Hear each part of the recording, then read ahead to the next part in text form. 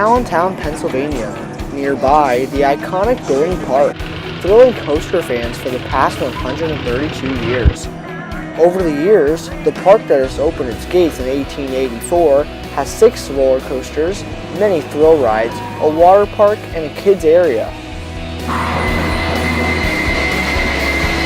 So I'm the Vice President, General Manager of Dorney Park at Wildwater Kingdom. With that, all the divisions at the park report to me. Games, merch, food, admissions, maintenance, marketing, all of those divisions. And then I'm the liaison up to corporate. So I report on how the park is doing and work on operating budgets and plans for the future. So I started at Dorney Park back in 1992. I was a games operator. My first game was Whack-A-Mole. And I started here because my sister was working in merchandise and I had a ride to the park. So why not come work at a park? There was one roller coaster that really stuck out. On May 6, 1989, the park debuted one of the most intense wheeling coasters in the world. You would go around the water, which was a really cool feeling. Sometimes you felt like you were going to go in the water, which made it really exciting. And then at the end, there was great humps where you got great air time. But we're standing where Hercules used to be, and it was a great wooden roller coaster. Problem is it broke down a lot, so we were disappointed with that, and it was kind of rough. But I was on it. I don't recall. I know it was a wooden roller coaster, and it was pretty high, if I recall. Kind of rickety, if I recall. I actually like the steel roller coaster better.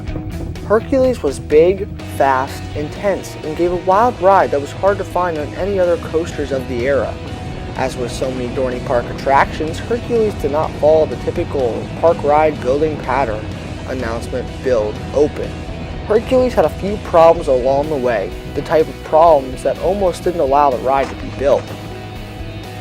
Dorney Park hired Curtis Summers to design Hercules and hired Charles Dinand along with the crew to build a massive ride in early 1988. Hercules was laid over an empty hill at the edge of the park's property and was to be an anchor of the new park era that replaced the former speedway which ran at the park for many years. The $6 million project would need an announcement.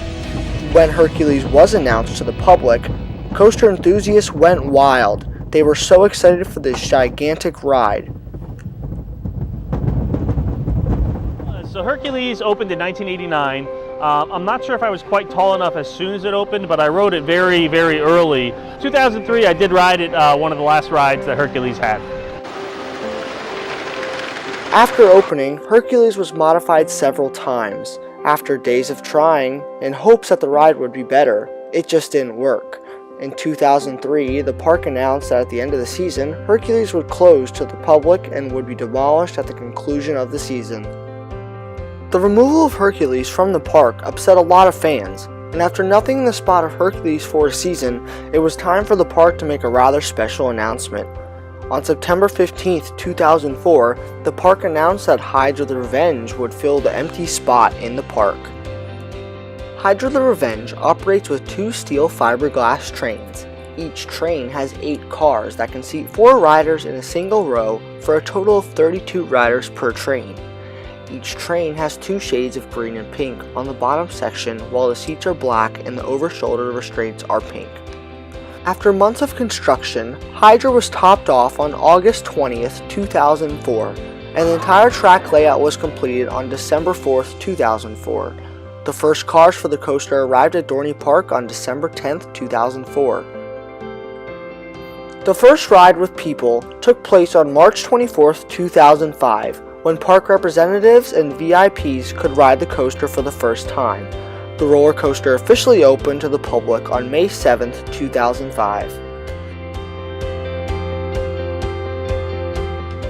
Hydra's track had a station placed nearly where Hercules' station was. However, it started off with a rather unique element named a JoJo roll. The element was named after the park's Vice President of Construction, Joe Green, who came up with the idea for a slow, twisting inversion right out of the station before the lift hill takes place.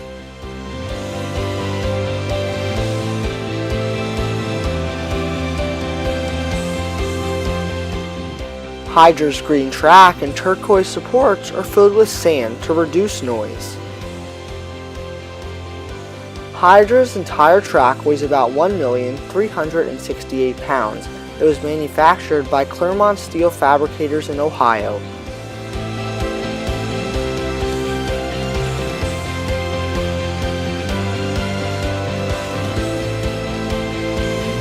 So there's no such thing as a normal day. Every day is different. In season, it's a lot of being in the park, seeing what's happening in the park, evaluating results, and making changes on the fly. In the off season, it's a lot of planning and budgeting. Could be meeting with group sales clients and talking to them about coming to the park, or working on recruiting and marketing. It's like really good the entire ride. Like there's no parts of it that are bad. When it was opening, I thought it's close to Talon, but it's not quite there. I mean, I think it's a little quicker and it's a bit jerkier, which is why I don't like it as much as Talon. But I mean, all in all, it's a pretty good coaster. Once the floor drops and the front gates open, the train is dispatched, leading straight into the first element called the JoJo roll. Upon exiting the roll, the train makes a 180-degree right turn and begins to climb the 95-foot lift hill. Once at the top, the train drops 105 feet at a 68-degree angle. Then the train makes a slight right turn into a 62-foot inclined diving board before going through a 0G roll. Immediately after the roll, the train enters the first of its two corkscrews. After exiting the corkscrew, the train goes through a cobra roll. After an upward left turn, followed by a downward right turn, the train flies over the JoJo roll, and then directly into an airtime hill under the lift and parallel to the station. Immediately after the airtime hill, the train enters a 40-foot corkscrew. Upon exiting the corkscrew, the train goes left into a helix, and a final turn into the brakes wraps up a 2-minute plus ride.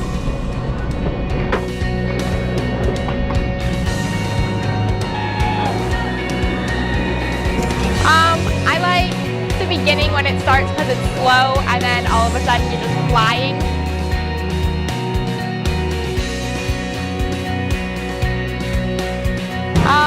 It always scares me when it flips me upside down.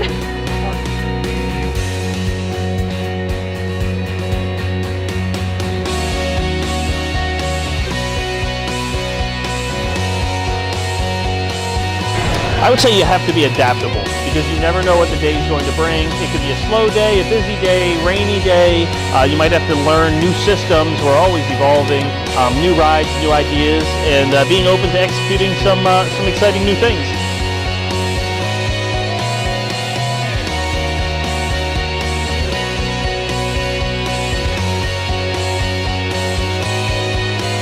Yeah, it must have been my first year working here. I was probably 14.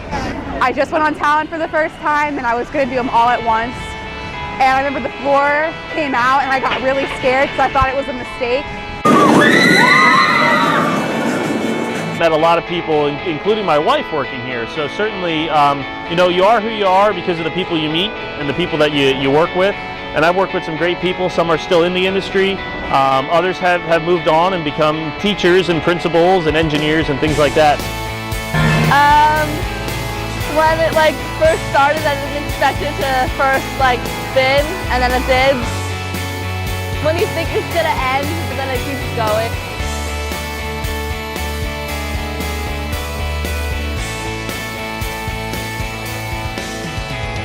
It's definitely the one that you go upside down the most. I think there's 7 or 8 loops in it. You're pretty much upside down the entire time. I would say my favorite part is the beginning, the corkscrew, because I mean it's just like right when you start you're already getting some action because you're already turning.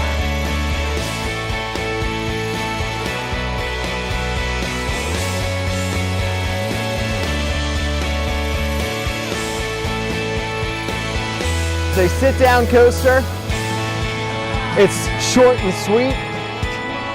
It has a unique element of the Juju roll, which is right outside, right when you exit. And yeah, overall, it's a fantastic ride. Can't be beat.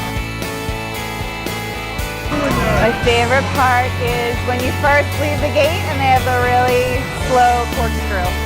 It's really good. It's fast, very smooth. The first part of it, when you go upside down really slow, it's kind of unnerving, but it's good. It's nice.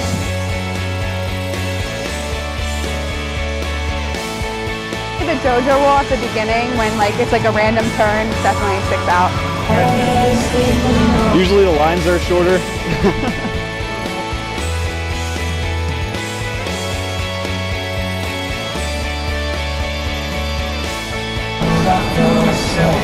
I wouldn't call Hydra scary, but in Dorney Park in general, I was one of the people who got stuck at the top of Steel Force for a couple hours when I was a kid.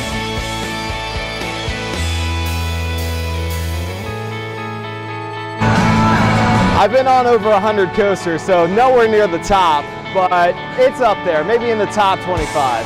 I think it's probably on the top, it's one of the better ones compared to the others. Right under Talon so far. I like it. It's nice and smooth. It's a nice smooth ride. I like it. For me personally, number 3, behind Talon number 1 and Steel Force number 2.